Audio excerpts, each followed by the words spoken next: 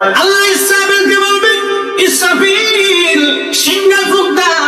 আল্লাহর এই ফেরেশতা সিংহা হাতে নিয়ে মুখের কাছে নিয়ে আল্লাহর আরশে আল্লাহর দিকে তাকায় থাকে, একটা সেকেন্ডের জন্য এদিক আর ওদিক করে না।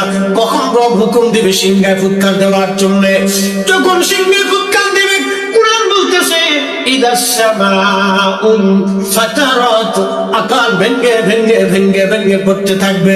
ওয়া ইদাল কাওয়াকিবুন তাসারাত, সমগ্র নক্ষত্রগুলি ভেঙ্গে ভেঙ্গে ভেঙ্গে ভেঙ্গে পড়তে থাকবে। ওয়া ইদাল বিহারু ফুজ্জিরাত, সমুদ্রের তলদেশ উদ্দোলিত হয়ে যাবে, সমগ্র পানিগুলি পৃথিবীর উপরে আছাড় মারবে আর ধুয়ে পালিয়ে সব পৃথিবীবাসীকে নিয়ে যাওয়া হবে। ওয়া ইদাল কুবুরু বুসিরাত, কবরের ভিতরে যাহা আছে সব আমার মালিক আমার রব বের করে দিবে। কবর থেকে মানুষ বের হইয়া সেই দিন হাসরের ময়দানের দিকে দৌড়াইতে থাকবে, সবাই উলঙ্গ থাকবে, কিন্তু আমার নবীকে আল্লাহ 70,000 ফেরেশতা বেষ্টন করাইয়া জান্নাতের পোশাক করাইয়া মহাসম্মানে ফেরেশতারা মিছিল দিয়ে দিয়া আমার নবীকে হাসরের ময়দানে মাকামে মাহমুদে বসাবে। একবার জোরে বলা যাবে আল্লাহু আকবার। রাজাল মুসলমান খুব মনোযোগ দেন।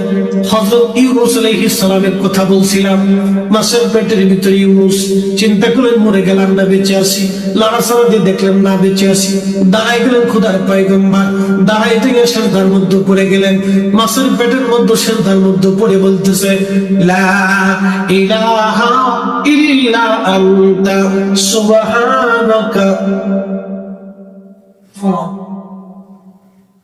বিবাদের দোয়া, কঠিন মুসিবতের মধ্যে যদি পড়ে যান তাহলে খতম ইউনূস এই দোয়াটা খতম দিতে থাকবেন। আল্লাহ যখন ইউনূস আলাইহিস সালাম জিকির শুরু করলেন, ইউনূসের জিকির আর এই মাছের পেটের মধ্যে রইল না, এই জিকিরটা চলে গেল আরশে মুআল্লাতে। সুবহানাল্লাহ বলা যাবে। আরশে মুআল্লার পাশে এই জিকির গুলি চারপাশ দিয়ে ঘুরতেছে। আরশে মুআল্লা ধরে রাখছেন 4 জন ফেরেশতা কাঁধে করে। এই 4 জন ফেরেশতা আল্লাহকে ডাক দেবে, রব আপনার বান্দা ইউনূস তিনি জীবনে ভালো অবস্থায় থাকার সময় আপনার জিকির করেছে, আজকে সে মাছের পেটের ভিতরে পড়ে গভীর সমুদ্রের মধ্যে আপনার জিকির করতেছে। আল্লাহ ইউনূসের জিকিরের আওয়াজ আরশে মুআল্লার চারপাশ দিয়ে ঘুরতেছে। আল্লাহ আপনি আপনার ইউনূসকে মাফ করে দেন। আল্লাহ আপনি বলেন উম্মত রে, ওই সময় যদি ইউনূস সিজদার মধ্যে পড়ে এই দোয়া না করতেন তাহলে কিয়ামত পর্যন্ত আল্লাহ ইউনূসকে মাছের পেটের মধ্যে ওইভাবে রেখে দিতেন।